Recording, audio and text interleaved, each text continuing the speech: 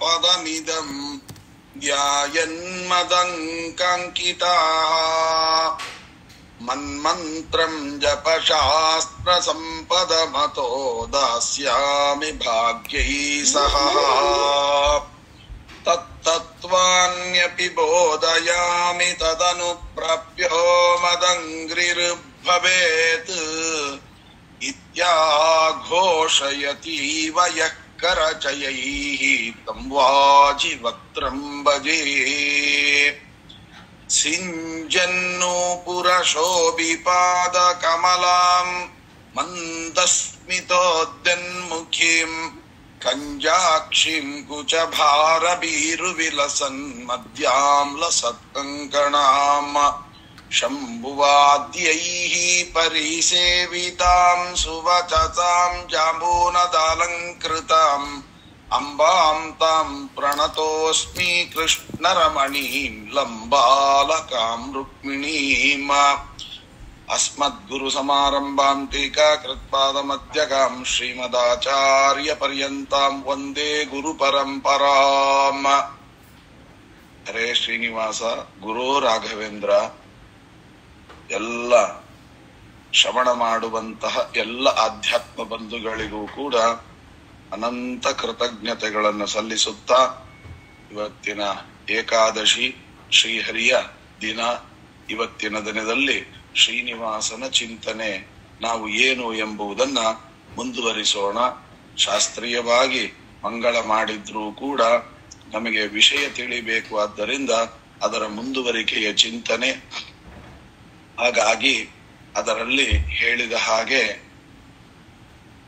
ನಮ್ಮ ಶ್ರೀನಿವಾಸನ ಅನೇಕ ಮಹಿಮೆಗಳು, ಅದರಲ್ಲಿ ಭಗವಂತ ಕೊರವಂಜಿಯ ವೇಷ ಅರ್ಥಾತ್ ಪುಲಿಂದ ಎಂಬತಕ್ಕಂತಹ ವೇಷವನ್ನ ಧರಿಸಿದ್ದಾನೆ ಅಂತ ನಾವು ನೋಡಿದೆವು ನಿನ್ನೆ ದಿವಸ. ಅದು ಹೇಗಿತ್ತು ಅಂತನ್ನುವಂತ ವರ್ಣನೆಯನ್ನ ಮಾಡ್ತಾ ಬಹಳ ಅದ್ಭುತವಾಗಿ ವರ್ಣನೆ ಮಾಡ್ತಾರೆ. ಮೊದಲು ಶಬ್ದಾರ್ಥಗಳನ್ನ ಹೇಳ್ತೇನೆ, ಅದಾದ ನಂತರ ನಿಜವಾದ ಅರ್ಥ ಏನು, ಒಳಗಿನ ಅರ್ಥ ಏನು ಅಂತ ಹೇಳ್ತೇನೆ. ಅಲ್ಲಿ ಹೇಳುವಾಗ ಹೇಳ್ತಾರೆ, ವಿಕೀರ್ಯ ಕೇಶಪುಂಖಾನಿ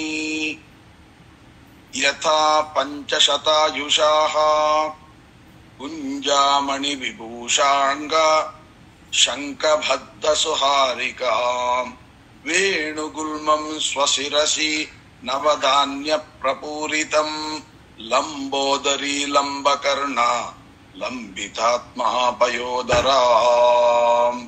ಹೇಗಿದೆಯಂತೆ, ತಲೆ ಕೂದಲುಗಳನ್ನ ಕೆದರ್ಕೊಂಡಿದ್ದಾನೆ, 50 ವರ್ಷದ ಮುದುಕಿಯಂತೆ.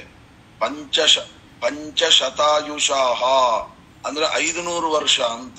ಶತ ಅಂದ್ರೆ 100, ಪಂಚ ಅಂದ್ರೆ 500 ವರ್ಷಗಳ ಮುದುಕಿಯಾಗಿ ಕಾಣ್ತಾ ಇದ್ದಾನಂತೆ.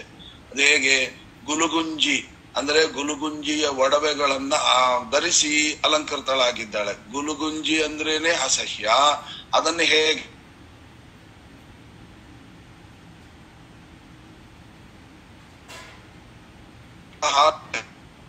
ಧಾನ್ಯಗಳಿಂದ ತುಂಬಿರುವ ಇಟ್ಕೊಂಡಿದ್ದಾಳಂತೆ. ಅದು ಬಿದಿರಿನ ಬುಟ್ಟಿ ತಲೆಯಲ್ಲಿ ಇಟ್ಕೊಂಡಿದ್ದಾಳೆ. ಅದರಲ್ಲಿ 9 ಧಾನ್ಯಗಳಿದೆ. ಇರುವಂತ ಹೊಟ್ಟೆ ಜೋತು ಬಿದ್ದು ಬಿಟ್ಟಿದೆ ಹೊಟ್ಟೆ. ಅದಾದ ನಂತರ ಕಿವಿ, ಆಮೇಲೆ ಹಾಗೆ ಹೃದಯಗಳು ಕೂಡ ಜೋತು ಹೋಗಿದೆ, ಹಾಗೆ ಕಿವಿಗಳು ಜೋತು ಹೋಗಿದೆ. ಎಲ್ಲಿ ತನಕ ಜೋತು ಹೋಗಿದೆ ಅಂದ್ರೆ ಇನ್ನೇನ್ ಬಿದ್ದೇ ಕೆಲವು ಕಡೆ ನೋಡ್ಬೋದು ನೀವು, ಮದುವೆ ಮನೆಯಲ್ಲಿ ಹುಡುಗನಿಗೆ ಕಿವಿಗೆ ಕೋಡುಬಳೆ ಹಾಕ್ಬೇಕು ಅಂತ ಇರುತ್ತೆ. ಅದನ್ನ ನೋಡ್ಬೇಕು, ನೀರ್ ಕಲಸ್ಬಿಟ್ಟಿದ್ದಾರೆ, ಹಾಕಿರ್ತಾರೆ. ಅಲ್ಲಿಂದ ಹೊರಗಡೆ ಬಂದು ಒಳಗೆ ಹೋಗೋದ್ರೊಳಗೆ ಅರ್ಧ ಜೋತು ಬಿಟ್ಟು ತುಂಡು ದಾರಿ ಉದ್ದಕ್ಕೂ ಬಿದ್ದು ಹೋಗಿರ್ತದೆ. ಆ ತರ ಎಲ್ಲ ಆಗುತ್ತೆ. ಅಂದ್ರೆ ಆ ರೀತಿಯಾಗಿರತಕ್ಕಂಥ ಕಿವಿಗಳು ಇನ್ನೇನು ಬಿದ್ದೇ ಹೋಗುತ್ತೆ ಒಂದು ಪೀಸು ಅಂತನ್ನುವ ಹಾಗೆ ಕಾಣುತ್ತಂತೆ. ಅದೆಲ್ಲ ಏನು ಹೊಗಳುತ್ತಾರೋ ತೆಗಳುತ್ತಾರೋ ಇಲ್ಲ. ಅಷ್ಟೇ ಅಲ್ಲ, ದಂತರಹಿತವಾದ ಒಣಗಿದ ಮುಖ. ಆಮೇಲೆ ಧರ್ಮದೇವತೆ ಎಂಬ ಹೆಸರಂತೆ ಅಂತವಳು. ಮತ್ತೆ ಏನ್ ಗೊತ್ತಾ, ತನ್ನ ನಾಭಿಯ ಕಮಲದಿಂದ ಹುಟ್ಟಿದ ಬ್ರಹ್ಮನೇ 7 ತಿಂಗಳ ಕೂಸಾಗಿದೆ. ಆ ಕೂಸನ್ನ ಸೊಂಟಕ್ಕೆ ಕಟ್ಕೊಂಡ್ಬಿಟ್ಟಿದ್ದಾಳೆ.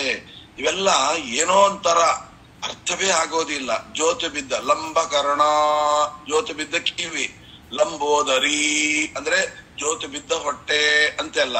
ಇದನ್ನೆಲ್ಲ ಹೇಗೆ ವರ್ಣನೆ ಮಾಡೋದು? ಇದನ್ನೆಲ್ಲ ಸೌಂದರ್ಯಕ್ಕೆ ಇವೆಲ್ಲ ಪ್ರತಿಬಂಧಕ.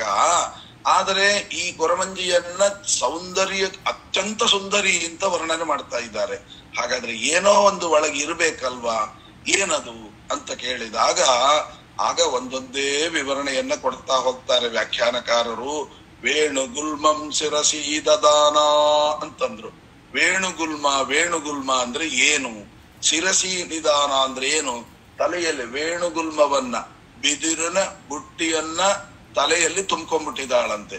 ಬಿದಿರಿನ ಬುಟ್ಟಿಯನ್ನ ತಲೆಯಲ್ಲಿ ತುಂಬಿಕೊಳ್ಳೋದು ಅಂದ್ರೆ ಏನು ಅಂತಂದ್ರೆ ಅದಕ್ಕೆ ವರ್ಣನೆ ಮಾಡಿದ್ರು. ಏನು ಅಂದ್ರೆ ಇಷ್ಟೇ ಅರ್ಥ. ಅದರಲ್ಲಿ ನವಧಾನ್ಯ ಪ್ರಪೂರಿತಂ ಅಂತ 9 ಧಾನ್ಯಗಳನ್ನ ತುಂಬ್ಕೊಂಡ್ಬಿಟ್ಟಿದ್ದಾಳೆ. ಅದೇನ್ ದೊಡ್ಡದು, ಅದೇನು ಇಷ್ಟು ವರ್ಣನೆ ಮಾಡ್ಬೇಕಾ ಅಂದ್ರೆ ಹೌದು, ಅದನ್ನೇ ವರ್ಣನೆ ಮಾಡ್ತಾರೆ ವ್ಯಾಖ್ಯಾನಕಾರರು. ವೇಣುಗುಲ್ಮ ಅಂದ್ರೆ ಸಂಸ್ಕೃತದಲ್ಲಿ ಈ ಕೂರ್ಮರೂಪಿ ಅಂತ ಅರ್ಥ. ವೇಣುಗುಲ್ಮ ಅಂದ್ರೆ ಬಿದಿರಿನ ತೊಗಟೆ ಗಟ್ಟಿ ಇರ್ತದೆ ನೋಡಿ, ಹಾಗೆ ಯಾವನ ದೇಹದ ತೊಗಟೆ ಗಟ್ಟಿ ಅಂದ್ರೆ ಬೆನ್ನು ಗಟ್ಟಿ ಇರ್ತದೆ ಅಂತಹ ವ್ಯಕ್ತಿ ಅಂತ ಅರ್ಥ ಕೂರ್ಮ. ಅದರೊಳಗೆ ನವಧಾನ್ಯವನ್ನ ತುಂಬಿದ್ದಾನೆ ಅಂತ ಅಂತಾರೆ. ಯಾವುದು ನವಧಾನ್ಯ ಅಂದ್ರೆ ಇಡೀ ಬ್ರಹ್ಮಾಂಡ, ಆ ಬ್ರಹ್ಮಾಂಡದ ಒಳಗಡೆ 9 ಧಾನ್ಯ ತುಂಬಿದೆ. ಯಾಕೆ ಹೇಳಿ? ಅವನೇನು ಹೊತ್ತಿದ್ದಾನಲ್ಲ ಅದರೊಳಗೆ ಭೂಲೋಕ, ಭುವರ್ಲೋಕ, ಸುವರ್ಲೋಕ, ಮಹೋಲೋಕ, ಜನೋಲೋಕ, ತಪೋಲೋಕ, ಸತ್ಯಲೋಕ. ಹೌದಾ? ಅದರ ಕೆಳಗಡೆ ನೋಡಿ ಅತಲ, ವಿತಲ, ಸುತಲ, ರಸಾತಲ, ತಲಾತಲ, ಮಹಾತಲ, ಪಾತಾಲ. ಹಾಗಾದ್ರೆ ಅಲ್ಲಿ 14 ಲೋಕಗಳಾಯಿತಲ್ವಾ ಅಂತ ಪ್ರಶ್ನೆ. ಆ 14 ಲೋಕಗಳಲ್ಲಿ ವಿಶೇಷವಾಗಿ 5 ಪ್ರತ್ಯೇಕ ಹಿಡ್ಕೊಂಡಿದ್ದಾನೆ ಅಂತ ಅರ್ಥ. ಆ ಮೇಲಿನ ಲೋಕ ಅಂದ್ರೆ ಇಲ್ಲಿ 2 ಭಾಗ ಮಾಡಿದ್ದಾರೆ. ಒಂದು ಕೆಳಗಿನ ಲೋಕ, ಒಂದು ಮೇಲಿನ ಲೋಕ ಅಂತ. ಈ ಕೆಳಗಿನ ಲೋಕ ಮೇಲಿನ ಲೋಕದಲ್ಲಿ ಕೆಳಗಿನ ಲೋಕವನ್ನ ಬಿಟ್ಟುಬಿಡಿ.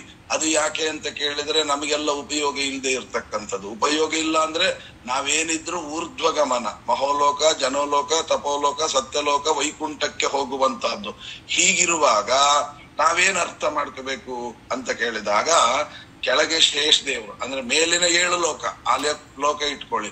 ಆ ಲೋಕದ ಕೆಳಗಡೆ ಶೇಷ ದೇವರು, ಆ ಶೇಷ ದೇವರ ಕೆಳಗೆ ಯಾರು? ವಾಯುದೇವರು, ವಾಯುಕೂರ್ಮ. ಅದರ ಕೆಳಗಡೆ ಸಾಕ್ಷಾತ್ ಭಗವಂತನ ವಾಯುಕೂರ್ಮದಿಂದ ಎತ್ತಿದ್ದಾನೆ. ಅಲ್ಲಿಗೆ ಎಷ್ಟಾಯ್ತು? 7. ಈ ಶೇಷದೇವರು ಮತ್ತು ವಾಯುದೇವರನ್ನು ತನ್ನ ಬೆನ್ನ ಮೇಲೆ ಇಟ್ಟುಕೊಂಡಿದ್ದಾನೆ. ಅದು 7 ಲೋಕ. ಇದೆರಡು ಸೇರಿದ್ರೆ 9. 9 ಧಾನ್ಯದಿಂದ ತುಂಬಿದೆ ಅಂದ್ರೆ ಈ 7 ಮೇಲಿನ 7 ಲೋಕಗಳು ಜೊತೆಗೆ ಶೇಷದೇವರು ಮತ್ತು ವಾಯುಕೂರ್ಮ ಎಲ್ಲವನ್ನು ಸೇರಿ 9 ಧಾನ್ಯಗಳಿಂದ ತುಂಬಿಸಿಕೊಂಡಂತದ್ದು ಅಂತ ಒಂದು. ಇನ್ನ ಲಂಬೋದರಿ ಅಂತ ಕರೆದ್ರಲ್ಲ ಅಂತಂದ್ರೆ ಅದಕ್ಕೆ ಅರ್ಥ ಬರೀತಾರೆ. ಲಂಬೋದರನಾದವನು ಯಾರು? ನಾವು ಪ್ರತಿನಿತ್ಯ ಹೇಳ್ತೇವೆ, ಸ್ತೋತ್ರ ಮಾಡ್ತೇವೆ. ಗಣಪತಿಗೆ ಲಂಬೋದರ ಅಂತ ಕರೀತೇವೆ. ಅಂತಹ ಲಂಬೋದರನಾಗಿರತಕ್ಕಂತ ಗಣಪತಿಗೆ ಆಕಾಶಾಭಿಮಾನಿತ್ವವನ್ನು ಕೊಟ್ಟವ ಅಂತ ಅರ್ಥ. ಹಾಗಾದ್ರೆ ಲಂಬೋದರ ಅಂದ್ರೆ ಏನರ್ಥ? ಲಂಬೋದರಿ ಅಂದ್ರೆ ಲಂಬೋದರನಾದಂತಹ ಗಣಪತಿಗೆ ಆಕಾಶಾಭಿಮಾನಿತ್ವವನ್ನ ಈಂ ಯಾಪಯತಿ ಕೊಟ್ಟವ ಅಂತ ಅರ್ಥ. ಅಥವಾ ಮುಕ್ತ ಅಂದ್ರೆ ಲಂಬೋದರಿ ಅಂದ್ರೆ ಉದರ ಅಂದ್ರೆ ಹೊಟ್ಟೆ, ಉದರಿ ಅಂದ್ರೆ ಹೊಟ್ಟೆ ಉಳ್ಳವ. ಎಂತ ಹೊಟ್ಟೆ ಉಳ್ಳವ? ಲಂಬ ಅಂದ್ರೆ ಲ ಅಂತಂದ್ರೆ ಲಯ, ಲಯ ಹೊಂದಿದವರು ಅಂದ್ರೆ ಯಾರು ಅಂತಂದ್ರೆ ಮುಕ್ತರು ಅಂತ ಅರ್ಥ.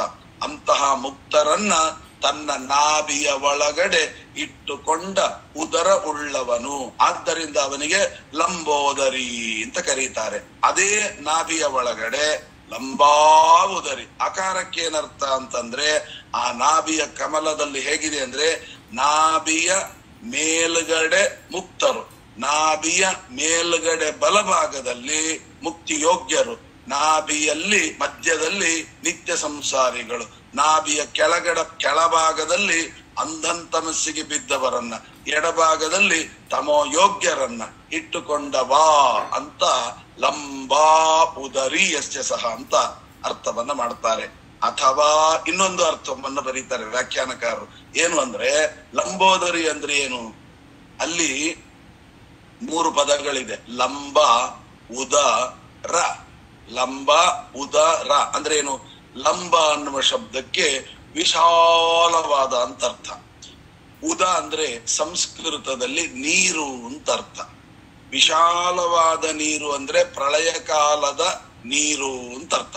ಅಂದ್ರೆ ಎಲ್ಲವನ್ನೂ ತನ್ನ ಉದರದೊಳಗೆ ಸೇರಿಸಿಕೊಂಡು ತಾನು ಮಾತ್ರ ಲಂಬ ವಿಶಾಲವಾದ ಉದ ನೀರಿನಲ್ಲಿ ರಮಿಸುವವ ಅಂದ್ರೆ ಆಲದೆಲೆಯ ಮೇಲೆ ಮಲಗಿಕೊಂಡು ರಮಿಸುವ ವ್ಯಕ್ತಿ. ಆದ್ದರಿಂದ ಅವನನ್ನ ಲಂಬೋದರಿ ಅಂತ ಕರೆದಿದ್ದಾರೆ.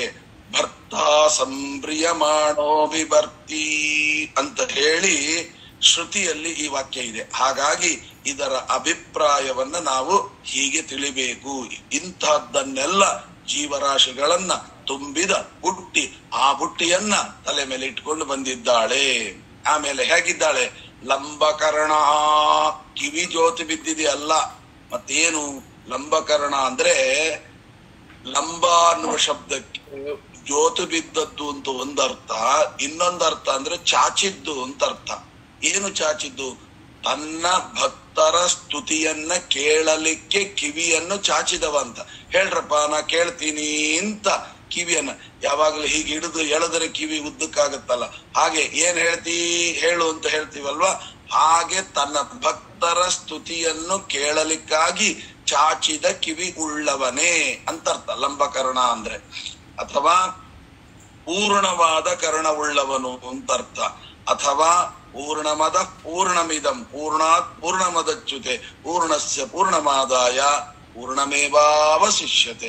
ಅಂದರೆ ಒಬ್ಬ ಭಕ್ತ ಹೇಳಿದ್ದನ್ನು ಶ್ರವಣ ಮಾಡಿಲ್ಲ ಅಂತಿಲ್ಲ.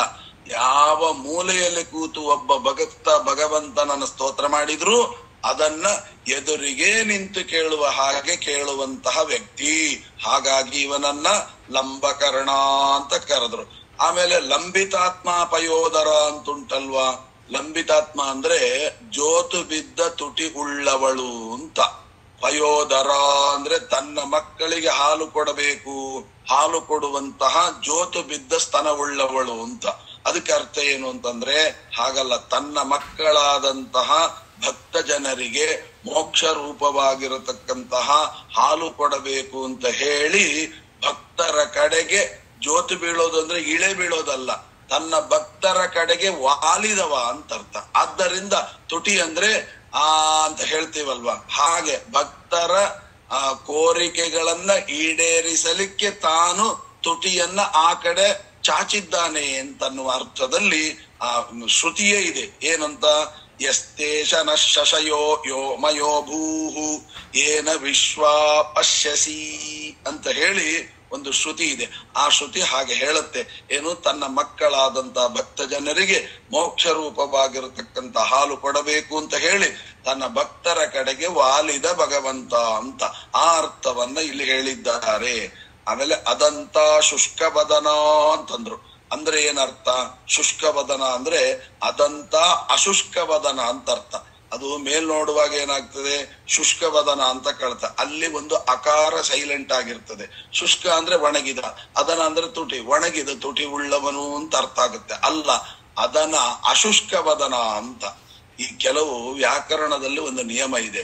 ಈಗ ನೋಡಿ, ಉದಾಹರಣೆ ಕೊಡೋದಾದ್ರೆ, ಉದಾಹರಣೆ ಕೊಟ್ರೆ ಅರ್ಥ ಆಗುತ್ತೆ. ವಾಲ್ಮೀಕಿ ರಾಮಾಯಣದಲ್ಲಿ ಒಂದು ಶ್ಲೋಕ ಇದೆ. ಏನಂತ?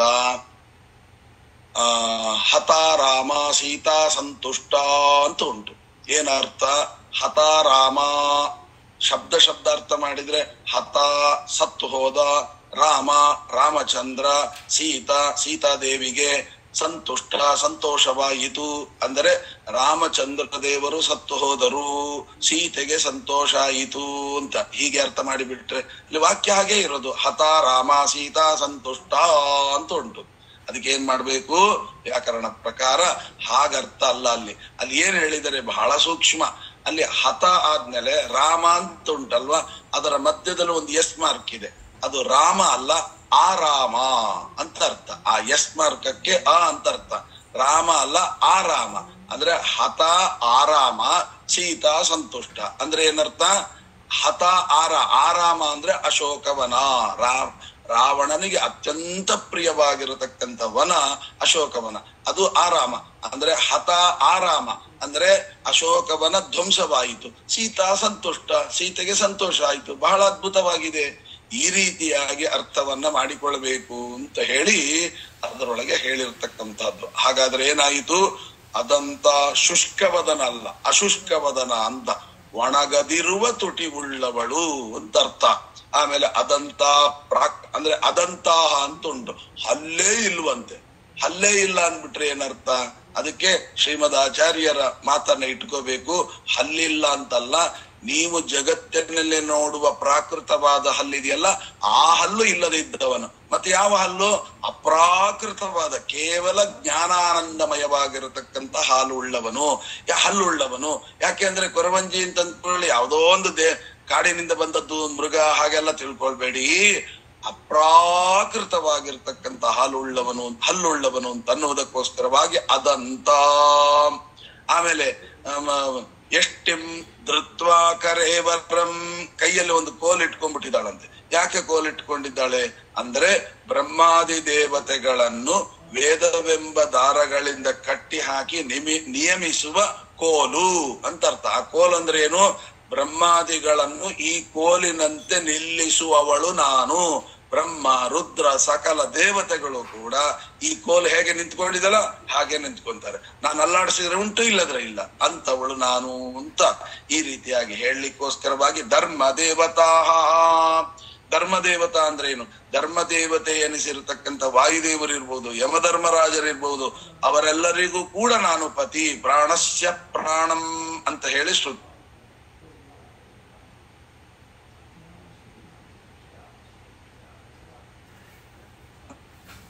ಮಗು ಅಂತ ಅಳುವ ಮಗುವನ್ನ ಎಲ್ಲಿ ಇಟ್ಕೊಂತಾರೆ ಅಂತಂದ್ರೆ ರುದಂತಂ ಶಿಶುಂ ರು ಶಬ್ದೇ ಅಂತ ಅರ್ಥ. ಅಂದ್ರೆ ಶಬ್ದೆ ಅಂತಂದ್ರೆ ಶಬ್ದ ಮಾಡುತ್ತಿರುವ, ಅಂದ್ರೆ ಆ ರುದಂತಂ ಶಿಶುಂ ಅಂದ್ರೆ ಏನರ್ಥ? ಅಳುವ ಮಗುವನ್ನು ಸೊಂಟಕ್ಕೆ ಕಟ್ಟಿಕೊಂಡಿದ್ದಾಳೆ. ಅಳುವ ಮಗುವಲ್ಲ, ಮತ್ತೆ ಏನು ಅದು?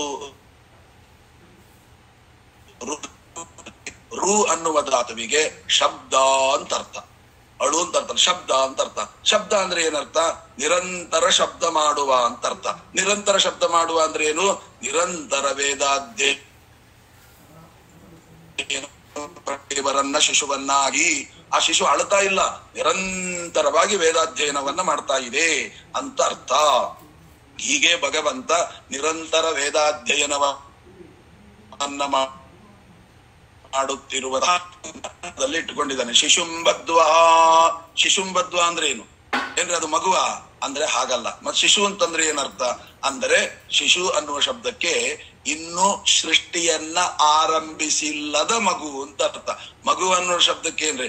ಅವನಿನ್ನು ಮಗುರಿ, ಅದಕ್ಕೇನು ಗೊತ್ತಾಗಲ್ಲ. ಮಗು ಅಂದ್ರೆ ಬೆಳೆದ್ ಬಿಟ್ಟಿರ್ತಾನೆ, ಅಂದ್ರೆ ಅದರ ಮನಸ್ಸು ಇನ್ನು ಬೆಳೆದಿಲ್ಲ ಅಂತ ಅರ್ಥ. ಹಾಗೆ ಬ್ರಹ್ಮದೇವರು ಇನ್ನು ಸೃಷ್ಟಿ ಕಾರ್ಯಕ್ಕೆ ಪ್ರಾರಂಭಿಸಿಲ್ಲ, ಆದ್ದರಿಂದ ಮಗು ಅಂತ ಅರ್ಥ. ಹಾಗೆ ಅರ್ಥದಲ್ಲಿ ಹೇಳ್ತಾರೆ. ಹಾಗಾದ್ರೆ ಶಿಶುಂ ಚೀರ ವಸ್ತ್ರೇಣ ಬದ್ವ, ಯಾವುದೋ ಒಂದು ಹರುಕುಲು ವಸ್ತ್ರದಿಂದ ತೊಟ್ಲು ತರ ಮಾಡ್ಕೊಂಡು ಹೆಗಲಿಗೆ ಹಾಕೊಂಡು ಅದರೊಳಗೆ ಮಗುವನ್ನು ಕೂಡಿಸಿಕೊಂಡಿದ್ದಾಳೆ ಅಂದ್ರೆ ಅಲ್ಲ, ಸಾಕ್ಷಾತ್ ಮಹಾಲಕ್ಷ್ಮೀ ದೇವಿಯ ಸೀರೆ. ಚೀರ ಅಂದ್ರೆ ಮಹಾಲಕ್ಷ್ಮಿ ಅಂತ ಅರ್ಥ. ಮಹಾಲಕ್ಷ್ಮಿ ಎಂಬತಕ್ಕಂತಹ ಸೀರೆಯಲ್ಲಿ ಮಗುವನ್ನ ಕಟ್ಟಿ ಹಾಕಲ್ಪಟ್ಟಿದ್ದಾನೆ ಅಂತ ಅರ್ಥ. ಅಂದ್ರೆ ಯಾವುದದು ಅಂದ್ರೆ ಉಪನಿಷತ್ತಿನಲ್ಲಿ ಏನು ಹೇಳ್ತಾರೆ ಅಂದ್ರೆ ಈ ಸ್ಥೂಲ ದೇಹವನ್ನೇ ಒಂದು ಕೊಟ್ಟಿಗೆ ಅಂತ ಹೇಳ್ತಾರೆ. ಅದರಲ್ಲಿ ಪರಮಾತ್ಮ ಎಂಬತಕ್ಕಂಥದ್ದೇ ಗೂಢ, ಲಕ್ಷ್ಮಿ ಎಂಬತಕ್ಕಂಥದ್ದೇ ದಾರ. ಅದರಲ್ಲಿ ಶ್ರೀವತ್ಸ ಅಂದ್ರೆ ವಾಯು ಬ್ರಹ್ಮಾದಿಗಳನ್ನ ಕಟ್ಟಿ ಹಾಕಿದ್ದಾರೆ ಅಂತ ಅರ್ಥ. ಹೃದಯದಲ್ಲಿ ವಾಯು ಬ್ರಹ್ಮಾದಿಗಳನ್ನ ಲಕ್ಷ್ಮಿ ಎಂಬ ಹಗ್ಗದಿಂದ ಮತ್ತೆ ಪರಮಾತ್ಮನೆಂಬ ಗೂಟಕ್ಕೆ ಕಟ್ಟಿ ಹಾಕಿ ಅವ ಹೇಳಿದ ಹಾಗೆ ಕೇಳ್ತಾ ಇರ್ತಾರೆ ಅಂತನ್ನುವಂಥದ್ದು. ನಾರದಾಬ್ಜ ವಂದಿತ ಅಂದರೆ ನಾರ ಅಂದ್ರ ಶಬ್ದಕ್ಕೆ ವಾಯುದೇವರು ಬ್ರಹ್ಮದೇವರಿಂದ ವಂದಿತನಾದವನು ಅಂತ ಅರ್ಥ. ನಾರಂ ಭಗವಜ್ಞಾನಂ ದದಾತೀತಿ ನಾರದ. ವಾಯು ಭಗವಂತನ ತತ್ವಜ್ಞಾನವನ್ನು ಕೊಡತಕ್ಕಂಥ ವಾಯುದೇವರಿಗೆ ನಾರ ಅಂತಲೂ ಕೂಡ ಹೆಸರುಂಟು. ಪತಿನ್ ಸುತಾನ್ ಬಂದು ದದಾಮಿ. ಅವಳೇನ್ ಹೇಳ್ತಾಳೆ? ಯಾರಿಗೆ ಗಂಡ ಬೇಕೋ ಗಂಡನ್ನು ಕೊಡ್ತೇನೆ, ಹೆಂಡತಿ ಬೇಕೋ ಹೆಂಡತಿಯನ್ನು ಕೊಡ್ತೇನೆ, ಮಕ್ಕಳು ಬೇಕೋ ಮಕ್ಕಳನ್ನು ಕೊಡ್ತೇನೆ. ಅಂತ ಹೇಳ್ತಾರೆ.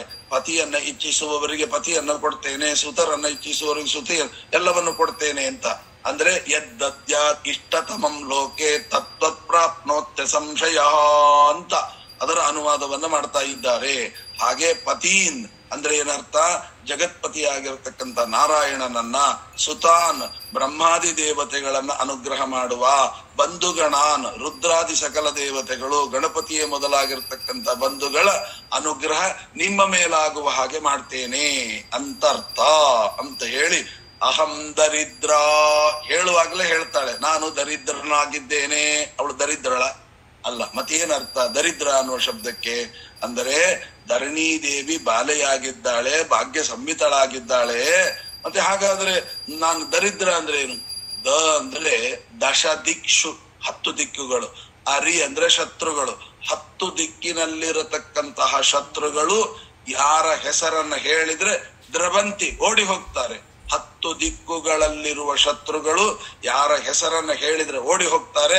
ಅಂತಹ ನನಗೆ ದರಿದ್ರ ಅಂತ ಕರೀತಾರೆ. ಅನಾಥೆ ಅಂತಾಳೆ. ಅನಾಥೆ ಅಂದ್ರೆ ಏನರ್ಥ? ನಾಥ ಅನಾಥ, ನನಗೆ ಒಬ್ರು ಸ್ವಾಮಿ ಬಾಸ್ ಇಲ್ಲ ಅಂತ ಅರ್ಥ. ಅನಾಥ ಅಂದ್ರೆ ನನಗೆ ಸ್ವಾಮಿ ಇಲ್ಲದಿದ್ದವ ಅಂತ ಅರ್ಥ. ಭುಕ್ತಿಹೀನಂ, ನನಗೆ ಏನು ಊಟ ಮಾಡಿಲ್ಲ. ಯಾಕೆ ಊಟ ಮಾಡಿಲ್ಲ? ತಿನ್ಲಿಕ್ ಗತಿ ಇಲ್ಲ ಅಂತ ಹೇಳ್ತಾಳವಳು. ತಿನ್ಲಿಕ್ ಗತಿ ಇಲ್ಲ ಅಲ್ಲ, ಮತ್ತೆ ಏನರ್ಥ? ಹಸಿವೆ ಆಗಿದ್ದವನು ತಿನ್ಬೇಕು. ಯಾರಿಗೆ ಜೀವಮಾನದಲ್ಲಿ ಹಸಿವೆ ನೀರಡಿಕೆಗಳೇ ಇಲ್ವೋ ಅವನು ಭುಕ್ತಿಹೀನ, ಅವನು ತಿಂತಾನೆ ಯಾಕೆ? ಎಲ್ಲ ಶಬ್ದಗಳನ್ನ ಶ್ರುತಿಯಿಂದ ಆಧರಿಸಿಕೊಂಡು ಹೇಳ್ತಾಳೆ. ಅಹಂ ದರಿದ್ರ ಕುಟಿಲ ಸಾಬಾಲ ಭಾಗ್ಯ ಸಂಯುತ. ಆಗ ಏನ್ ಮಾಡ್ತಾರೆ? ಅಂತಹ ಕೊರವಂಜಿ ಮತ್ತೆ ಷಟ್ಶತೀಯ ಅಂದ್ರೆ 500 ವರ್ಷ ಅಂತ ಹೇಳಿದ್ರಲ್ಲ, 500 ವರ್ಷ ಅಂದ್ರೆ ಹಾಗರ್ಥ ಅಲ್ಲ. 100 ಅನ್ನುವ ಶಬ್ದಕ್ಕೆ ಪೂರ್ಣ ಅಂತ ಅರ್ಥ. 100 ಅಂದ್ರೆ ಪೂರ್ಣ ಅಂತ ಅರ್ಥ. 5 ಅಂದ್ರೆ ಏನು? 500 ಅನ್ನುವ ಶಬ್ದಕ್ಕೆ ಇದ್ರೊಳಗೆ ಬರ್ತದೆ ಏನು ಅಂದ್ರೆ, ಜರಾಸಂಧ ಏನ್ ಮಾಡ್ಬೇಕು? ಒಂದು ಶಕ್ತಿಯಾಯುಧವನ್ನ ದ್ವಾರಕೆ ಮೇಲೆ ಪ್ರಯೋಗ ಮಾಡ್ಬೇಕು ಅಂತ. ಯಾಕೆ ಅಂದ್ರೆ ತನ್ನ ಮಕ್ಕಳು ಅಸ್ಥಿ ಪ್ರಾಸ್ತಿಯರನ್ನ ವಿಧವೆಯರನ್ನಾಗಿ ಮಾಡಿಬಿಟ್ಟ. ಯಾಕೆ? ಕಂಸನನ್ನ ಕೊಂದು ಬಿಟ್ಟ ಕೃಷ್ಣ. ಆದ್ದರಿಂದ ಅವನನ್ನ ಕೊಲ್ಲಬೇಕಾಗಿತ್ತು. ಅದಕ್ಕೆ ಶಕ್ತಿಯಾಯುಧ ಪ್ರಯೋಗ ಮಾಡ್ಬೇಕಾಗಿತ್ತು.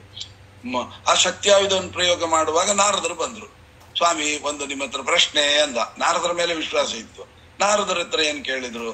ಏನಿಲ್ಲ, ನನಗೆ ಇಲ್ಲಿಂದ ದ್ವಾರಕಾ ಪಟ್ಟಣ ಎಷ್ಟು ಯೋಜನೆ ಇದೆ ಅಂತ ಕೇಳಿದ್ರು. ಅವ್ರಿಗೆ ಗೊತ್ತಿತ್ತು ಇವನ್ ಕಿತಾಪತಿ ಮಾಡ್ತಾನೆ ಅಂತ. ನಿಜವಾಗಿಯೂ ಕೂಡ 100 ಯೋಜನೆ ಇತ್ತು. ಅದ್ ಬೇಕು ಅಂತ ಹೇಳಿ 101 ಯೋಜನ ಅಂತ. ಅಂದ್ರೆ ಇವನು 101 ಯೋಜನದಲ್ಲಿ ಅದು ಹೋಗಿ ಬೀಳ್ಲಿ ಅಂದ್ರೆ ಬೀಳ್ತಿತ್ತು. ಹಾಗಾಗಿ 100 ಯೋಜನ ಇರುವ ಜಾಗವನ್ನ 101 ಯೋಜನ ಅಂತ ಹೇಳಿದ್ರು. ಅವ ಅಲ್ಲಿ ಬಿಸಾಡಿದ. ಅಲ್ಲಿ ಜರೆ ಎಂಬತಕ್ಕಂಥವಳಿಂದ ಅದರ ಮೇಲೆ, ಅದರ ಶಕ್ತಿ ಅನ್ನುವಂತ ಆಯುಧ ಒಂದು ಸಲ ಮಾತ್ರ ಪ್ರಯೋಗ ಮಾಡ್ಬೋದು. ಅದನ್ನ ಅಲ್ಲಿ ಬೆಳೆಸಿಬಿಟ್ಟು ತನ್ನ ಸಾಕು ತಾಯಿಯನ್ನೇ ಕೊಂದು ಹಾಕಿಸಿಬಿಟ್ಟ. ಹೀಗ್ ಮಾಡಿದ್ರು. ಹೀಗಾದಾಗ ಅದೇನೋ ಹೆಚ್ಚು ಕಮ್ಮಿ ಆಗಿದೆ ಅಂತ ಆಯ್ತು. ಹಾಗಾದ್ರೆ ನಾರದರು ಸುಳ್ಳು ಮಾತಾಡ್ತಾರ? ಯಾಕೆ 100 ಯೋಜನೆ ಇದ್ದದ್ದನ್ನ 101 ಯೋಜನ ಅಂತ ಯಾಕೆ ಹೇಳಿದ್ರು? ಇಲ್ಲ, ಸತ್ಯ ಮಾತಾಡಿದರೆ. ಅವನಿಗೆ ಅರ್ಥ ಆಗ್ಲಿಲ್ಲ. ಅವ್ರು ಏನ್ ಹೇಳಿದ್ರು ಗೊತ್ತಾ? 101 ಯೋಜನ ಅಲ್ಲ. ಅವ್ರು ಹೇಳಿದ್ದಂದ್ರೆ 100 ಎನ್ನುವಂತಹದ್ದು ಒಂದೇ. ಅಂದ್ರೆ 2 ನೂರುಗಳಿಲ್ಲ, 3 ನೂರುಗಳಿಲ್ಲ, 4 ನೂರುಗಳಿಲ್ಲ, ಒಂದೇ 100 ಇರೋದು ಆ ಜಾಗ ಅಂತ. ಒಂದೇ 100 ಇರುವ ಜಾಗ ಅಂತ ಹೇಳಿದ್ರು. ಅವನೇನ್ ತಿಳ್ಕೊಂಡ? 101 ಅಂತ ಅವನ್ ತಿಳ್ಕೊಂಡ. ಹಾಗಾಗಿ ಮಾತನಾಡುವಾಗ ಜ್ಞಾನಿಗಳು ಹೇಗೆ ಮಾತನಾಡ್ತಾರೆ ಎಂಬುದನ್ನ ಹಾಗೆ ಇಲ್ಲಿ 500 ವರ್ಷ ಅಂದ್ರೆ ಏನರ್ಥ? 100 ಅಂತಂದ್ರೆ ಈಗ ಅವನ ಊರು ಅಂತ ಅರ್ಥ. ಯಾವುದು ಅವನ ಊರು ಅಂದ್ರೆ 500 ಅಂತಂದ್ರೆ 500 ವರ್ಷದವನಾಗಿದ್ದ ಅಂದ್ರೆ 500 ಅಂತಂದ್ರೆ ಆ ಊರಿನವ ಅಂತ ಅರ್ಥ. ಯಾವ 5 ಊರಿನವ? 5 ಯಾವುದು? ಜೀವ ಭೇದ, ಜೀವ ಜಡ ಭೇದ, ಜಡ ಈಶ ಭೇದ, ಈಶ ಜಡ ಭೇದ, ಜಡ ಭೇದ. ಹೀಗೆ ಪಂಚಭೇದಗಳೇ ಯಾವನ ಊರೋ ಆ ಊರಿನವನು ಪಂಚ ಅಂದ್ರೆ 500 ವರ್ಷದವನು ಎಂಬತಕ್ಕಂತ ರೀತಿಯಲ್ಲಿ 50 ವರ್ಷ ಪೂಜಿತ. ಈ ರೀತಿಯಾಗಿ ಅವನನ್ನ ಸ್ತೋತ್ರ ಮಾಡಿದ್ದಾರೆ. ಎಷ್ಟಿಂ ಧೃತ್ವಾ ಕರೇಚಾಗಾತ್ ಸಾ ಬಾಲಾ ಧರ್ಮ ದೇವತಾ ನಾರಾಯಣಂ ಪುರಂ ಪ್ರಾಪ್ಯ ನಾರದಾಬ್ಜ ಮುಂದ ವಂದಿತಾ. ನಾರಾಯಣಪುರಕ್ಕೆ ಬಂದುಬಿಟ್ಟಿದ್ದಾಳಂತೆ. ಪುರಿಂ ಸಮಾಗಚ್ಚತ ಗರ್ಜಯಂತಿ. ಅವಳು ಮಾತನಾಡ್ತಾ ಇದ್ದಾಳೆ ಏನು ಅಂತ. ಸುತಾನ್ ಪತೀನ್ ಬಂಧು ಗಣಾನ್ ವದ ದದಾಮಿ ಶ್ರುತ್ವಾ ವಚ ಸದ್ಗತೀತಂ ಪುರಸ್ತ್ರಿಯಾ ಊಚುಃ ತದಾ ತಾಂ ನೃಪವಲ್ಲಭಾಂ ಪ್ರತಿ. ಆಗ ಅಲ್ಲಿಯ ಸಖಿಯರೆಲ್ಲ ನೋಡಿದ್ರು, ನಮ್ಮ ಧರಣಿ ದೇವಿ ಇದ್ದಾಳೆ, ಅವಳಿಗೆ ಅನೇಕ ಕಷ್ಟಗಳಾಗಿದೆ, ನೀನು ಬಂದು ಅವಳಿಗೆ ಒಂದು ಜ್ಯೋತಿಷ್ಯವನ್ನ ಹೇಳು ಅಂತ ಹೇಳ್ತಾ ಇದ್ದಾರೆ. ಅವಳು ಏನ್ ಹೇಳ್ತಾ ಇದ್ದಾರೆ. ಸುತಾನ್ ಪತೀನ್ ಬಂಧೂನ್ ಗಣಾನ್ ದದಾಮಿ. ನಾನೇ ಕೊಡೋದು, ಮಕ್ಕಳನ್ನ ಕೊಡ್ತೇನೆ, ಪತಿಯನ್ನ ಕೊಡ್ತೇನೆ, ಬಂಧುಗಳನ್ನ ಕೊಡ್ತೇನೆ, ಎಲ್ಲವನ್ನೂ ನಾನು ಕೊಡ್ತಾ ಇದ್ದೇನೆ, ನನ್ನ ನಂಬಿ ಅಂತ ಹೇಳ್ತಾ ಇದ್ದಾಳೆ. ಆಗ ಗ್ರಾಮಿಕಾ ಊಚುಹು. ಗ್ರಾಮಿಕಾಹ ಅಲ್ಲಿರ್ತಕ್ಕಂಥ ಪುರಸ್ತ್ರೀಯರು ಅಂತ ನಮ್ಮಲ್ಲಿ ಒಂದು ಮಾತಿದೆ. ಗ್ರಾಮಿಕಾಹ ಊಚು ಅಂತ ಯಾಕೆ ಹೇಳಿದ್ರು? ಸಖಿಯರು ಅಂತ ಹೇಳ್ಬೋದಾಗಿತ್ತಲ್ಲ. ಶಬ್ದ ಅರ್ಥ ನೋಡಿ ಹೇಗಿದೆ ಅಂದ್ರೆ, ನಮ್ಮಲ್ಲಿ ಒಂದು ಹೇಳ್ತವೆ ಏನು, ಮಾತನಾಡ್ತಿರುವಾಗ ಚೆನ್ನಾಗಿ ನಿಯಮದಿಂದ ಮಾತನಾಡಿದ್ರೆ ಅಬ್ಬಾ ಒಳ್ಳೆ ವ್ಯಕ್ತಿ ಅಂತೀವಿ.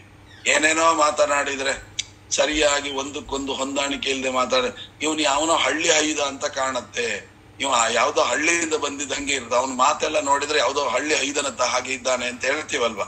ಅಂದರೆ ಕ್ರಮಬದ್ಧವಾಗಿ ಮಾತನಾಡದಿದ್ದರೆ ಯಾವನೋ ಹಳ್ಳಿ ಹೈದ ಅಂತ ಕರಿತೇವೆ. ಹಾಗೆ ಹಳ್ಳಿ ಅಂದ್ರೆ ಗ್ರಾಮಿಕ ಅಂದ್ರೆ ಹಳ್ಳಿ ಜನ ಮಾತನಾಡಿದ್ರು. ಏನ್ ಹಳ್ಳಿ ಜನ ಅಂದ್ರೆ ಯಾರನ್ನ ಯಾವ ರೀತಿಯಲ್ಲಿ ಮಾತನಾಡಬೇಕು, ಯಾರನ್ನ ಹಾಗೆ ಮಾತನಾಡ್ಲಿಲ್ಲ ಅಂತ ಅರ್ಥ. ಏನ್ ಹೇಳಿದ್ರು, ಜ್ಯೋತಿಷ್ಯ ಹೇಳ್ತೇನಮ್ಮ, ಹಂಗ್ ಬಾ, ನಮ್ ರಾಣಿ ಹತ್ರ ಒಂಚೂರು ಮಾತಾಡ್ಬೇಕು ಬಾ. ಏನು ಹಾಗಾದ್ರೆ ಒಂದು ಹಳ್ಳಿಯ ಜನ ಏನೂ ಗೊತ್ತಿಲ್ಲದೆ ಬಾಲಿಶರಾಗಿ ಮಾತನಾಡಿದಾಗ ಉಂಟು ಅಂತ ಅರ್ಥ ಇದ್ದಾರೆ. ಏನು, ದೇವರನ್ನ ಕರೆಯುವ ಕ್ರಮ ಹಾಗ, ಬಾಮ ನಮ್ ರಾಣಿ ಇದ್ದಾಳೆ ಅಲ್ಲಿ ಬಾ. ಏನ್ ಬರ್ಲಿಕ್ಕೆ ಇವನು ಏನೋ ಬಿಟ್ಟಿ ಬಂದಿದಾನ? ಅಂದ್ರೆ ಕರೆಯುವುದಕ್ಕೆ ಒಂದು ಕ್ರಮ ಇಲ್ವಾ? ಯಾರನ್ನ ಕರಿಬೇಕಾದ್ರೂ ಒಂದು ಕ್ರಮ ಇದೆ, ಗೊತ್ತಾಯ್ತಲ್ಲ. ಇವತ್ತು ನಾವು ಮಾಡುವಂತದ್ದೆಲ್ಲ ಹಾಗೆ ತಪ್ಪು ಮಾಡ್ತಿದ್ದೇವೆ ಅಲ್ಲ. ಪುರೋಹಿತರು ಅದನ್ನ ತಪ್ಪು ತಿಳ್ಕೊಳ್ಳೋದಿಲ್ಲ, ಅದೆಲ್ಲ ಬೇರೆ. ಏನಂತೀವಿ, ಆಚಾರ್ಯ ನಾಳೆ ನಮ್ಮ ಮನೇಲಿ ವೈದಿಕೆ ಇದೆ, ಫೋನ್ ಮಾಡ್ತಾನೆ, ಆಚಾರ್ಯ ನಾಳೆ ನಮ್ಮ ಮನೆ ವೈದಿಕೆ ಬಂದ್ಬಿಡಿ, 9 ಗಂಟೆಗೆಲ್ಲ ಬಂದ್ಬಿಡಿ. ಇದು ಹೇಳುವ ಕ್ರಮವೇ ಅಲ್ಲ.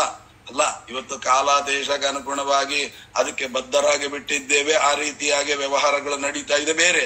ಆದ್ರೆ ಹಾಗಲ್ವೇ ಅಲ್ಲ. ಬ್ರಾಹ್ಮಣರ ಮನೆಗೆ ಹೋಗಿ ನಮಸ್ಕಾರ ಮಾಡಿ ಕಾಣಿಕೆ ಇಟ್ಟು 2 ತೆಂಗಿನಕಾಯಿ ಇಟ್ಟು, ಸ್ವಾಮಿ ನಾಳೆ ನಮ್ಮ ತಂದೆ ವೈದಿಕ ಇದೆ, ತಾವು ಬಂದು ನಡೆಸ್ಕೊಡ್ಬೇಕು ಅಂತ ಹೇಳಬೇಕು. ಅವರು ಸಂತೋಷ, ಆಗಲಪ್ಪ ಬರ್ತೇನೆ ಅಂತ ಹೇಳಿದ ಮೇಲೆ ತಾನು ವಾಪಸ್ ಬರ್ಬೇಕು. ಅದೇ ಕ್ರಮ ಹೊರತು ಇವತ್ತು ಯಾರು ಮಾಡ್ತಾ ಇದ್ದಾರೆ? ಅಲ್ಲ, ಎಲ್ಲೋ ಒಂದು ಕಡೆ ನಡೀತದೆ, ಇಲ್ಲ ಅಂತಲ್ಲ. ಆದ್ರೆ ಎಲ್ಲಾರು ಫೋನ್ ಮಾಡಿ ಹೇಳೋದು, ಆಚಾರ್ಯ ನಾಳೆ ಗೊತ್ತಲ್ಲ, ಅದು ಇನ್ನು ಹೇಳುವ ಕ್ರಮ ನೋಡ್ಬೇಕು. ಆಚಾರ್ಯ ನಾಳೆ ತಾರೀಖ್ ಗೊತ್ತಲ್ಲ, ಬರ್ಕೊಂಡಿದ್ದೀರಲ್ಲ, ಹಾಗೆ ಹೇಳುವ ಕ್ರಮವೇ ಅಲ್ಲ. ಒಬ್ಬ ಬ್ರಾಹ್ಮಣರನ್ನ ಆಮಂತ್ರಣ ಕೊಡ್ಬೇಕಾದ್ರೆ ಮನೆಗೇ ಹೋಗಿ ಆಮಂತ್ರಣ ಕೊಟ್ಟು ಬರ್ಬೇಕು ಅಂತ ಇರೋದು. ಇವೆಲ್ಲ ಆಗೋದಿಲ್ಲ, ವ್ಯವಹಾರಗಳು ಬಿದ್ದು ಹೋಗ್ಬಿಟ್ಟಿದೆ. ಅವರು ತಪ್ಪು ತಿಳ್ಕೊಳ್ಳಲ್ಲ, ಇವರು ತಪ್ಪು ತಿಳ್ಕೊಳ್ಳಲ್ಲ, ನಡೆದು ಹೋಗ್ತಾ ಇದೆ ಸರಿ. ಆದ್ರೆ ಈ ತರ ಶಾಸ್ತ್ರ ಅನ್ನೋದೇ ಮುಂದಿನ ಜನಾಂಗಕ್ಕೆ ಮರ್ತೆ ಹೋಗುತ್ತಲ್ಲ, ಅದು ಯಾವಾಗ ತಿಳ್ಕೊಳ್ಳೋದು? ಇವನು ಹೀಗೆ ಹೇಳಿದ, ನಾಳೆ ಅವನು ಹಾಗೆ ಹೇಳಿದ, ಪದ್ಧತಿನೇ ಹೀಗೆ ಅಂತ ತಿಳ್ಕೊಂಡ್ಬಿಟ್ರೆ ಆಗ ನಿಜವಾದ ಪದ್ಧತಿ ಏನು ಎಂಬತಕ್ಕಂಥದ್ದನ್ನ ಶಾಸ್ತ್ರಗಳು ಓದಿದಾಗ ಮಾತ್ರ ಗೊತ್ತಾಗುತ್ತೆ. ಹಾಗೆ ಇಂಥ ಧರ್ಮದೇವತೆಯನ್ನ ಒಳಗಡೆ ಕರಿಬೇಕಾದ್ರೆ, ನಾರಾಯಣಾಶ್ರಮದಲ್ಲಿ ಧರಣಿದೇವಿಯ ಒಳಗಡೆ ಕರಿಬೇಕಾದ್ರೆ ಹೇಗ್ ಕರಿಬೇಕು? ಒಳಗಡೆ ನಮ್ಮ ರಾಣಿ ಇದ್ದಾರೆ, ಧರ್ಮದೇವಿ ಪತಿವ್ರತ ಆವಾಗ ಹೇಳ್ತಾ ಇದ್ದಾರೆ, ಬಾ ನಮ್ಮ ರಾಣಿ ಇದ್ದಾಳೆ, ರಾಣಿ ಜೊತೆಗೆ ಮಾತನಾಡ್ಬೇಕು ಅಂತ. ಆಗ ಅವಳು ಹೇಳ್ತಾಳೆ, ಧರ್ಮದೇವಿ ಉವಾಚ ಅಹಂ ದರಿದ್ರ. ಅವಾಗ ಹೇಳ್ತಾಳೆ, ರಾಜಮಂದಿರೇ ಕಿಂ ಕಾರ್ಯಂ. ರಾಜಮಂದಿರದಲ್ಲಿ ನನ್ಗೇನ್ ಕೆಲಸ ಇದೆ? ನಾನಿರೋದು ಇಲ್ಲಿ, ರಾಜಮಂದಿರದಲ್ಲಿ ನನ್ಗೇನ್ ಕೆಲಸ ಇದೆ? ಅಲ್ಲಮ್ಮ, ರಾಜಮಂದಿರದಲ್ಲೇ ರಾಣಿ ಇರೋದು, ಅದಕ್ಕೆ ಬರಲ್ಲ ಅಂತ. ಏನು ಅರ್ಥವೇ ಆಗ್ಲಿಲ್ಲ. ಅಂದರೆ ರಾಜಮಂದಿರದೊಳಗೆ ನನ್ನೇನ್ ಕೆಲಸ ಇದೆ ಅಂದ್ರೆ, ಆ ಕಣಿ ಹೇಳಿಸ್ಕೊಳ್ಳೋಳು ಇದ್ದಾಳಲ್ಲ, ಅವಳು ರಾಣಿ. ಆ ರಾಣಿ ಅಂದ್ರೆ ಏನು? ನಾನು ಹೇಳಿದಲ್ಲಿಗೆ ನೀವು ಬರ್ಬೇಕು ಅಂತ ಅರ್ಥ. ಅವಳು ರಾಣಿಯಾಗಿದ್ರೆ ನಾನು ಜ್ಯೋತಿಷ್ಯ ಹೇಳಲ್ಲ, ಅವಳು ನನ್ನ ಶಿಷ್ಯಳಾದ್ರೆ ನಾನು ಹೇಳ್ತೇನೆ. ಅವಳಾಗೆ ಬಂದು, ಅಂದ್ರೆ ಮನೆ ಒಳಗೆ ಬಾ ಅಂತ ನಿಮ್ಮ ಹತ್ರ ಹೇಳಿ ಕಳ್ಸೋದಲ್ಲ, ಅವಳೇ ಸ್ವತಃ ಬಂದು ನನ್ನ ಕಾಲಿಗೆ ನಮಸ್ಕಾರ ಮಾಡಿ, ಅಮ್ಮ ಬಾರಮ್ಮ ನಮ್ಮ ಮನೆಗೆ, ನಮ್ಮ ಪಾದಧೂಳಿ ನಮ್ಮ ಮನೆಯಲ್ಲಿ ಹಾಕಿ ಒಂದೆರಡು ಮಾತು ಕಷ್ಟಗಳ ಪರಿಹಾರದನ್ನ ಸೂಚಿಸು ಅಂತ ಅವಳು ಹೇಳ್ಬೇಕು. ನಮ್ ಜೀವನದಲ್ಲೂ ಹಾಗೆ ಮಾಡ್ತೀವಿ ನೋಡಿ. ಏನು ಅಂತ ಪತ್ರಿಕೆ ಅಲ್ರಿ, ಒಂದು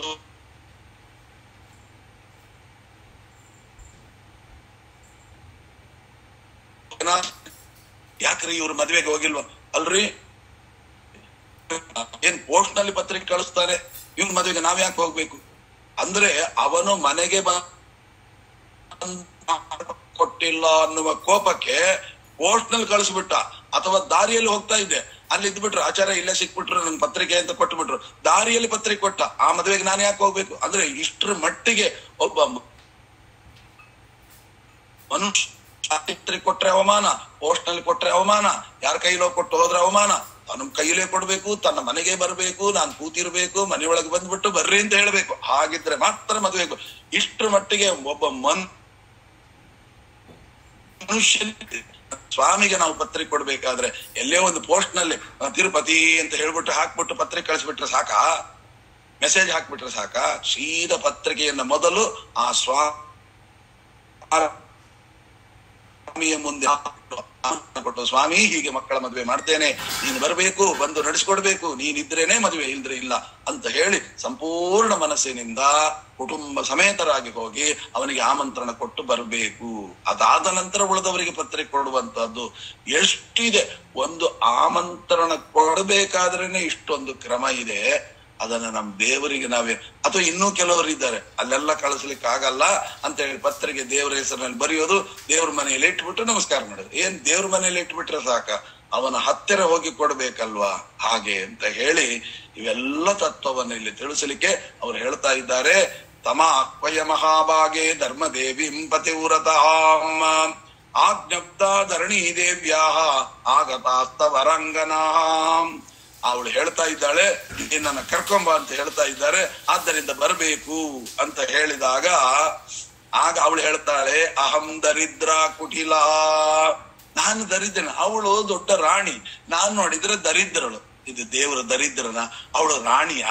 ಅವಳಕ್ಕಿಂತ ಕೋಟಿ ಕೋಟಿ ಪಟ್ಟು ಅನಂತ ಗುಣ ಶ್ರೇಷ್ಠನಾದವನು ಇವನೇ. ಹೇಗೆ ಅಹಂ ದರಿದ್ರ ಕುಟಿಲ ಅಂತಂದ್ರು ಅಂದ್ರೆ, ದರಿದ್ರ ಅನ್ನುವ ಶಬ್ದಕ್ಕೆ ಹುಲಿಮನೆ ಆಚಾರ್ಯರ ವ್ಯಾಖ್ಯಾನದಲ್ಲಿ ಬರೀತಾರೆ, ದರಿ ಅಂದ್ರೆ ಗುಹೆ ಅಂತ ಅರ್ಥ, ಹೃದಯ ಗುಹೆ ಅಂತ ಅರ್ಥ. ದ್ರ ಅಂತಂದ್ರೆ ದರಿಯಾಂ ದ್ರೌತೀತಿ ದ್ರೌಗತೌ ಇತಿ ಧಾತೋಹೋ ಅಂತ ಹೇಳಿ ಬರೀತಾರೆ. ಅಂದ್ರೆ ನಾನು ಎಲ್ಲರ ಹೃದಯ ಗುಹೆಯಲ್ಲಿ ವಾಸವಾಗಿರುವವಾ ಅಂತ ಅರ್ಥ. ನಾನು ಎಲ್ಲ, ದರಿದ್ರ ಅಂದ್ರೆ ಎಲ್ಲರ ಹೃದಯವೆಂಬ, ದರಿ ಅಂದ್ರೆ ಗುಹೆ, ದ್ರ ಅಂದ್ರೆ ಇರೋದು, ಗುಹೆಯಲ್ಲಿ ವಾಸವಾಗಿರುವ, ಪ್ರತಿಯೊಬ್ಬರ ಹೃದಯದಲ್ಲಿ ನಾನು ವಾಸ ಮಾಡಿದವಾ ಅಂತ ಅರ್ಥ. ಹಾಗಾಗಿ ಎಲ್ಲರ ಹೃದಯದಲ್ಲಿ ವಾಸ ಮಾಡಿಕೊಂಡಿರತಕ್ಕಂತಹ ನಾನು ಅವಳ ಹೃದಯದಲ್ಲೂ ಇದ್ದೇನೆ. ಅವಳ ಹೃದಯದಲ್ಲಿ ಏನಿದೆ ಅದು ನಂಗೆ ಗೊತ್ತು, ಅವನು ಬೇಕಾದ್ರೆ ಬರ್ಲಿ ಅನ್ನುವ ಮನೋಭಾವನೆಯಿಂದ ಇದೆ. ಆದ್ದರಿಂದ ನಾಗಚ್ಚಾಮಿ ತವ ಮಂದಿರೇ, ನಿಮ್ಮ ಮಂದಿರಕ್ಕೆ ನಾನು ಬರೋದಿಲ್ಲ ಅಂತ ಹೇಳಿ ಈ ರೀತಿಯಾಗಿ ಮದಸ್ತಂ ದಚ್ಚುತಂ ಪಶ್ಯ ಮದಾಭರಣ ಮಂಡಲಂ. ನೋಡು ನನ್ ಮಗನನ್ನ, ನಾನು ಒಳಗ್ ಬರುವಂಗಿದ್ದೀನ? ಬಟ್ಟೆ ನೋಡು, ನಾ ಒಳಗ್ ಬರುವಂಗಿದ್ದೀನ ಅಂದ್ರೆ ಏನರ್ಥ? ನನ್ನ ಮಗುವನ್ನು ನೋಡು, ನಾನಾದ್ರೂ ಒಂದು ವೇಳೆ ಸಹಿಸಿಕೊಂಡೇನು, ನನ್ ಮಗ ಭಾರೀ ಮಡಿ, ನಮ್ಮಲ್ಲಿ ಇವರು ಭಯಂಕರ ಮಡಿ, ಅವರು ಅಷ್ಟೆಲ್ಲ ಕಂಡದ್ದನ್ನ ತಿನ್ನಲ್ಲ, ಕಂಡಗೆ ಹೋಗಲ್ಲ, ಶುದ್ಧ ಮಡಿಯಲ್ಲಿರೋರು. ಮತ್ತೆ ಅಂಥವ್ರು ನೋಡಿದ್ರೆ ನಿಂಗೆ ಏನಂತೆ? ನನ್ ಬಟ್ಟೆ ನೋಡು, ಈ ಚೀರು ಬಟ್ಟೆ ಅಂದ್ರೆ ಮಹಾಲಕ್ಷ್ಮಿ, ಅವಳು ಭಯಂಕರ ಮಡಿ, ಅವಳು ಸುಖಾಸಾದಿಗಳನ್ನು ಕಟ್ಟು ನಿಟ್ಟಾಗಿ ಮಾಡುವಂತವಳು. ನಿಮ್ಮ ರಾಣಿ ಒಳಗೆ ಏನಿದೆ? ಅವ್ರು ನಾನು ಇಲ್ಲಿ ಕೂತಿರ್ತೀನಿ, ಕಾಲ ಮೇಲೆ ಕಾಲು ಹಾಕೊಂಡು ಅವ್ರನ್ನ ಕರಿ, ಅವ್ರ ನಾನ್ ನಮ್ ಪ್ರಶ್ನೆನ ಕೇಳ್ರಿ, ಅವ್ರು ಏನ್ ಹೇಳ್ತಾರ, ಅವ್ರು ಏನ್ ಕೇಳ್ತಾರೋ ಕೊಡೋಣ, ಏನ್ ಕೇಳ್ತಾರೋ ಕೊಡೋಣ ಅಂತ ಅನ್ನೋದೇ ಮೊದಲನೇ ತಪ್ಪು. ಏನ್ ಕೇಳ್ತಾರೋ ಕೊಡೋಣ ಅಂತ ಅನ್ನೋದೇ ಮೊದಲನೇ ತಪ್ಪು. ಯಾಕೆ ಅಂದ್ರೆ ಅವರು ಹೇಳಿದ್ದಕ್ಕೆ ನಾವು ಏನು ಕೊಟ್ಟರು ಸಾಕಾಗಲ್ಲ. ಈಗ ನಾವು ಮೊದಲು ಕೇಳ್ತೇವೆ ನೋಡಿ, ಆಚಾರ್ಯ 1 ವಾರ ಭಾಗವತ ಹೇಳಬೇಕು, ಆಯ್ತು, ಆ 1 ವಾರ ಭಾಗವತ ಹೇಳಿದ್ರೆ ನಿಮ್ಗೆ ಏನ್ ಕೊಡ್ಬೇಕು? ಇದು ದೊಡ್ಡ ಅವಮಾನ. ಯಾಕೆ ಅಂದ್ರೆ ಆ ಹೇಳೋದಕ್ಕೆ ಏನು ಕಟ್ಲಿಕ್ಕೆ ಸಾಧ್ಯವೇ ಇಲ್ಲ. ಏನ್ ಕೊಡ್ತೀವಿ ನಾವು? ಏನು ಕೊಟ್ರೆ ನಿಮಗೆ ಅದಕ್ಕೆ ಬೆಲೆ ಕಟ್ಲಿಕ್ಕೆ ಆಗುತ್ತೆ ಹೇಳಿ? ಇಷ್ಟು ಹೇಳ್ರಿ ಅಂದ್ರೆ ಏನು ಅದಕ್ಕೆ ಬೆಲೆ ಕಟ್ಲಿಕ್ಕೆ ಆಗತ್ತಾ?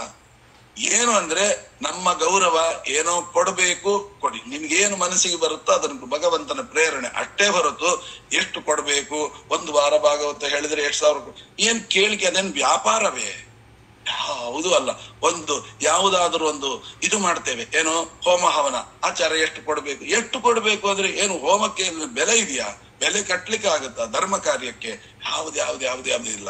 ಇದನ್ನೆಲ್ಲ ನಾವು ಇವತ್ತು ವ್ಯವಹಾರ ಮಾಡ್ಕೊಂಡ್ಬಿಟ್ಟಿದೀವಿ, ವ್ಯಾಪಾರ ಮಾಡ್ಕೊಂಡ್ಬಿಟ್ಟಿದೀವಿ. ಆದ್ದರಿಂದ ಯಾವ ವ್ಯಾಪಾರವೂ ನಡೆಯಲ್ಲ. ಕೊಡೋನು ಸ್ವಾಮಿ, ಅವನ್ ಏನ್ ಕೊಡ್ಬೇಕು ಅಂತ ಪ್ರೇರಣೆ ಮಾಡ್ತಾನೆ, ಕೊಡ್ತಾನೆ. ಕೇಳಲಿಕ್ಕೆ ನಾವ್ಯಾರು, ಕೊಡ್ಲಿಕ್ಕೆ ನೀವ್ಯಾರು? ಯಾರಿಗೂ ಸಮರ್ಥ ಇಲ್ಲ. ಹಾಗಾಗಿ ಇದನ್ನ ನಾವು ದೊಡ್ಡ ಅಪರಾಧ ಮಾಡ್ತಾ ಇದ್ದೇವೆ. ಹಾಗಾಗಿ ಏನು ಅವಳಿಗೆ ಕೊಡಬೇಕು ಕೇಳು ಅಂತನ್ನುವ ಮನಸ್ಥಿತಿಯಲ್ಲಿ ಅವಳಿದ್ದಾಳೆ. ಆದ್ದರಿಂದ ನಾಗಚ್ಚಾಮಿ ತವ ಮಂದಿರೇ, ನಿಮ್ಮ ಮಂದಿರದಲ್ಲಿ ನಾನು ಬರ್ಲಿಕ್ಕೆ ತಯಾರಿಲ್ಲ ಅಂತ ಹೇಳ್ತಾರೆ.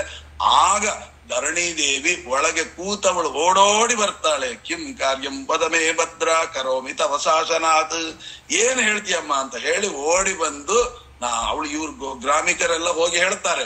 ಹೇಳಿದ ಕೂಡಲೇ ಓಡೋಡಿ ಬಂದು ತಾನು ಕಾಲಿಗೆ ಬಿದ್ದು, ಸ್ವಾಮಿ ಅಪರಾಧ ಆಯಿತು, ನೀ ಬರಬೇಕು, ಬಂದು ನಡೆಸ್ಕೊಡ್ಬೇಕು, ನಮ್ದೆಲ್ಲ ಏನು ಕ್ರಮಬದ್ಧದಿಂದ ಹೇಳಿದ್ದಾರೆ, ಏನು ಮರ್ಯಾದೆ ಮಾಡಿ ಒಳಗೆ ಕರ್ಕೊಂಡು ಹೋಗ್ತಾ ಇದ್ದಾರೆ. ಇದು ಕ್ರಮ. ಬಹಳ ಅದ್ಭುತವಾದ ಮಾತು. ಒಂದೊಂದು ಮಾತಿಗೂ ಅಭೂತಪೂರ್ವವಾಗಿರ್ತಕ್ಕಂಥ ಅರ್ಥಗಳಿದೆ. ಅದು ಏನು ಎಂಬತಕ್ಕಂಥದ್ದನ್ನ ಮತ್ತೆ ನಾಳೆ ಸೇರಿದಾಗ ತಿಳಿದುಕೊಳ್ಳೋಣ ಅಂತ ಹೇಳ್ತಾ, ಅಯಂ ಶ್ಲೋಕಾಭಿಪ್ರಾಯ ಅಸ್ಮದ್ ಗುರುವಂತರ್ಗತ ರಾಘವೇಂದ್ರ ಗುರುವಂತರ್ಗತ ಭಾರತೀ ರಮಣ ಮುಖ್ಯ ಪ್ರಾಣಾಂತರ್ಗತ ಸೀತಾಪತೆ ಶ್ರೀರಾಮಚಂದ್ರಾಭಿನ್ನ ಲಕ್ಷ್ಮೀ ವೆಂಕಟೇಶ್ವರ ಪಾದಾರವಿಂದದಲ್ಲಿ ಈ ನುಡಿ ಕುಸುಮಗಳನ್ನು ಅರ್ಪಿಸುತ್ತಾ ಶ್ರೀಕೃಷ್ಣಾರ್ಪಣಮಸ್ತು.